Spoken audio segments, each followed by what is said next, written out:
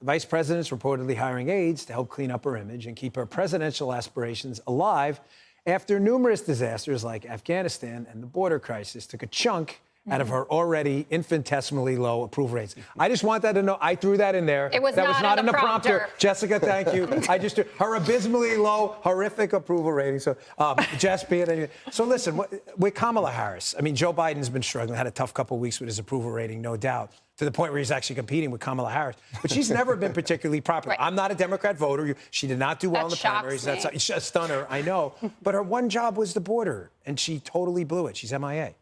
It's a much bigger portfolio than after that. In the case of the Washington Post piece, which went deep into how she's kind of trying to build her network, kind of continue the work that she did in the primaries, because she did get a lot of Hillary Clinton's big supporters. Like that was for the female candidates, they were all vying for who's going to get Hillary's tribe. And Kamala Harris got a lot of the top bundlers there. But now she's handling also the Texas abortion law, which is something that they think will be able to boost her popularity amongst Democrats. But it's no doubt been a terrible month for both Joe Biden and Kamala Harris. And I think that she's looking ahead to 2024, whether she's running as VP or if he isn't running at the top of the ticket, there are going to be people challenging her. And what is she going to say are her accomplishments for the last 4 years that are going to get her out of a huge primary field? Because I assume it won't be 18 or 21, but it'll be more than one. Now, Dana, you were in the White House. I mean, the reason Obama chose Joe Biden is because they assumed he wouldn't run for president. They didn't want someone that ambitious. I mean, that's what at least leaked out in the media.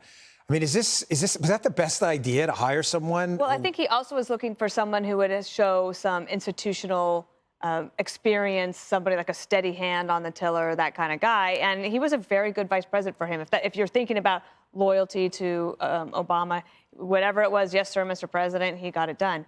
This situation, I think, is very curious because she was the first to drop out in the Democratic primary. And now she's hired another image consultant. To me, she might want to consider asking them what are the root causes of her likability problems and her political problems. That is actually a little bit more concerning. You can't blame the communicators for everything. The communicators are not at fault at all of this. The other thing that's very strange to me is that she's not negotiating this $3.5 trillion, right? She was in the Senate. Why isn't she there talking to all of her former colleagues trying to get this done? Like that major job they didn't give to her.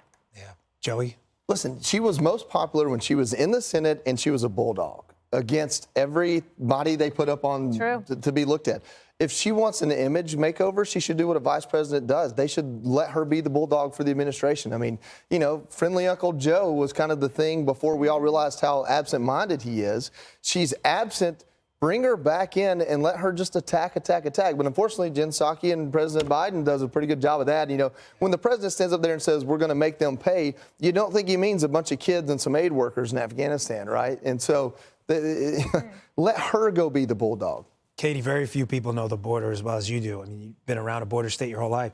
She blew it. I mean, she totally blew it. And they made her the czar of the border. I don't think she had any intention of actually solving that problem, first of all.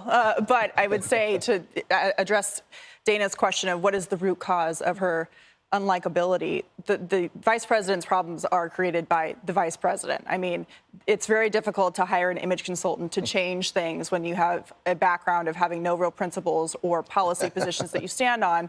And if you look at the primary, a perfect example of this was when Bernie Sanders did a CNN town hall and he was asked, do you think that felons should be able to vote from prison, including the Boston bomber? And he said yes.